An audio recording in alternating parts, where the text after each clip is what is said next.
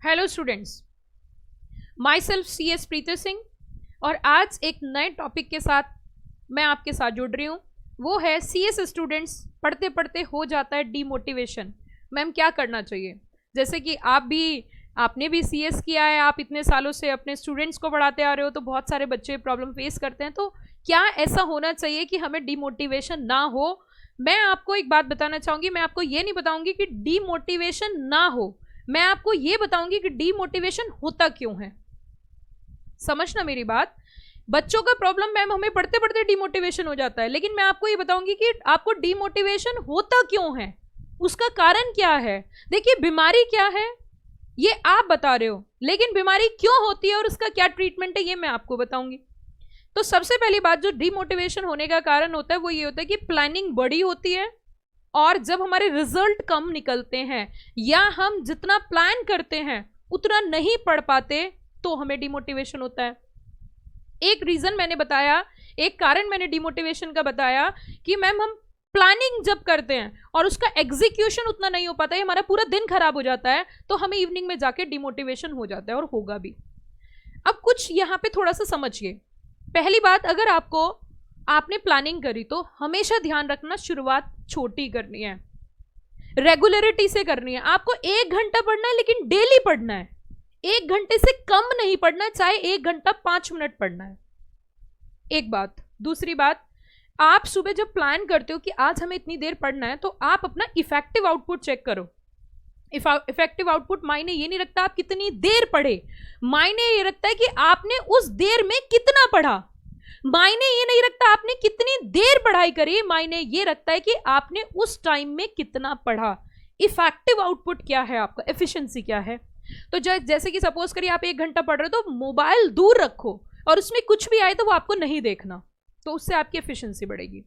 कई बार आप सुबह से शाम तक पढ़ रहे होते लेकिन टॉपिक पूरा नहीं होता। दूसरी प्रॉब्लम बता रही हूँ, दूसरी बीमारी बता रही हूँ और उसका इलाज भी साथ में बता रही हूँ। दूसरी प्रॉब्लम क्या होती है, आप सुबह से शाम तक पढ़ रहे हो लेकिन चैप्टर एक भी पूरा नहीं हुआ, आपने डायरेक्टर उठा लिया और उसके बीच में 50 बार फोन में व्हाट्सएप, यूट्यूब और ये सब चीजें देखी। मैम आप भी तो यूट्यूब पे, अरे मैं बता रही हूँ, लेकिन एक टाइम होता है ना चीजों को देखने का।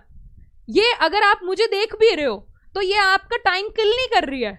अगर आप मुझे यूट्यूब पे देख भी रहे हो तो मैं आपका टाइम किल नहीं कर रही हूं, मैं आपको गाइड कर रही हूं, मैं आपको वैल्यू एडिशन कर रही हूं। जो प्रॉब्लम आप फेस कर रहे हो उसको सॉल्यूशन दे रही हूं, वो भी फ्री में। तो इट मीन्स मैं आपको क्या कहना चाह रही हूं कि आप ये देखिए कि टाइम किलिंग एक्टिविटी क्या है। आप अपने आप को मेजर करिए, घड़ी में टाइमर लगा के, आजकल सबके पास स्मार्ट वॉचेस होती हैं, टाइमर लगा के बैठिए, देखिए मैंने 1 घंटा पढ़ाई करी तो उसके बीच में कितनी देर मैंने इधर से उधर दिमाग लगाया। ये चीज करना बहुत जरूरी है। पहली पॉइंट कि आपकी प्लानिंग बड़ी होती है, एग्जीक्यूशन छोटा होता है, पूरा दिन वेस्ट हो गया लेकिन किया कुछ नहीं, एक बात।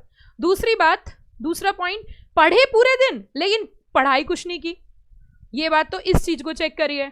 तीसरा पॉइंट होता है कि कई बार हम दूसरों को देख के डिमोटिवेट हो जाते हैं। आप दूसरे को देख के डिमोटिवेशन हो गया, आप मुझे एक बात बताइए, दूसरों को देख के आप डिमोटिवेट हो कैसे सकते हो? आप दुनिया में पैदा हुए अनोखे हो, आप दुनिया में आए हो तो भगवान ने आपके जैसा किसी और को बनाया ही नहीं है, तो आप उसको देख के अपने आप को कैसे डिमोटिवेट कर सकते हो? करोड़ों करोड़ों करोड़ों के तो आप खुद हो, करोड़ों रुपए के तो आप खुद हो, आप कैसे डिमोटिवेट हो सकते हो?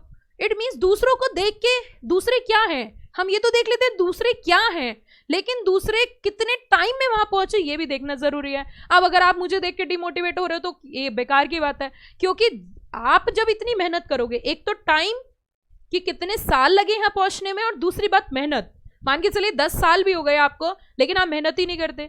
मैं अगर अपना एग्जाम्पल दूं, मैं एक दिन में अगर 12 घंटे काम करती हूँ तो ऑब्वियस सी बात है कि हमें आगे बढ़ना है, तो ये भी मायने रखता है। तो दूसरों को देख के आपको डिमोटिवेट नहीं होना है, देखना ही नहीं है।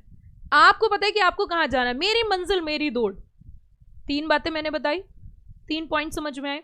4th पॉइंट ये है कि इस आपको पढ़ते हुए कुछ सेल्फिश होना पड़ता है। सेल्फिश कैसे? कि क्या होता है कि जब हम पढ़ने बैठते हैं या हम कोई भी काम करने बैठते हैं और बीच में अगर छोटा सा भी डिस्टर्बेंस होता है, डिस्टर्बेंस कैसे होते हैं वो मैं आपको बताती हूँ। आप पढ़ने बैठे, आपके पास किसी का कॉल आया कि 10 मिनट के लिए इधर चलना है, आपने तुरंत बुक्स बंद करी और आप वहां चले गए। मायने ये नहीं रखता आप वहां चले गए, मायने ये रखता है आपका फ्लो खराब हो गया। थोड़ा सेल्फिश बन जाइए।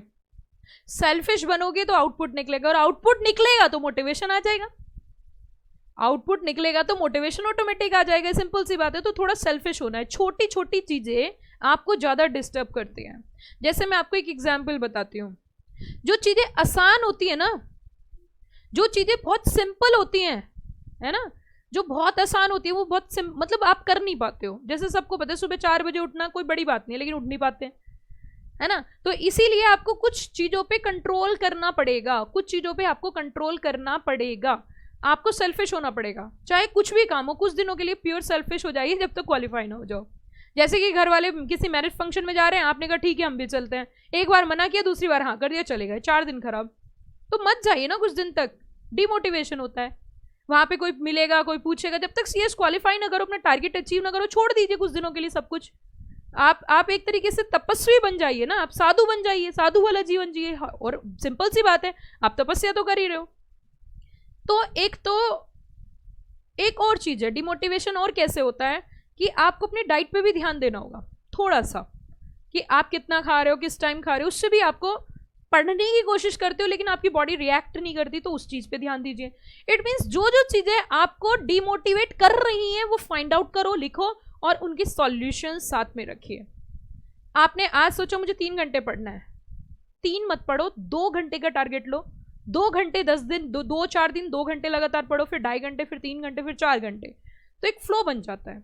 तो कोशिश करो कि आप जब पढ़ाई कर रहे हो तो उसकी प्लानिंग करनी जरूरी है, लेकिन ओवर प्लानिंग, ओवर थिंकिंग नहीं करनी। बच्चे सोचते ज्यादा हैं और पढ़ते कम है, तो सोचना कम है और पढ़ना ज्यादा है। ठीक है बच्चों, सोचना कम है और पढ़ना ज्यादा है, और अपने ऊपर ट्रस्ट रखना बहुत जरूरी है। ट्रस्ट रखना बहुत जरूरी है। मंजिल तो मिल ही जाएगी, मंजिल तो मिल ही जाएगी, भटक कर सही, गुमराह तो वो है जो घर से निकले ही नहीं। ठीक है, इट मीन्स आपको सक्सेस मिलेगा। देखिए राह इतनी ही आसान हो, अगर आप ये सोच रहे हो कि इतना ही सिंपल हो तो सब ना कर ले, और अगर आपके अंदर इतनी वर्थ है कि आप इस कोर्स को ज्वाइन कर सकते हो, तो आपके अंदर इतनी भी वर्थ है कि आप इस कोर्स को फिनिश कर सकते हो। इसी के साथ आज की वीडियो यहीं रखते हैं। और अगर आपको सीएस एग्जीक्यूटिव का रिवीजन, सीएस एग्जीक्यूटिव के लेक्चर्स, सीएसईटी के लेक्चर्स, सीएसईटी का रिवीजन, सीएस प्रोफेशनल, या फिर हमसे कनेक्ट आपको होना है, तो इसी वीडियो के डिस्क्रिप्शन बॉक्स में आप जाओगे, वहां पे आपको बहुत सारे लिंक मिलेंगे, उन पे क्लिक करके आप कनेक्ट हो सकते हो। आपको इसी वीडियो के डिस्क्रिप्शन बॉक्स में टेलीग्राम का लिंक मिलेगा, आप उससे भी कनेक्ट हो सकते हो, ताकि इन फ्यूचर सीएस से कनेक्टेड जो भी आपके लिए इंफॉर्मेशन, एडिशनल इंफॉर्मेशन आपके वैल्यू एडिशन करे, वो आए तो आप तक पहुंच जाए और आप हमसे हो जाएं connect. Thank you, have a wonderful day. फिर मिलेंगे एक नई वीडियो के साथ। Thank you.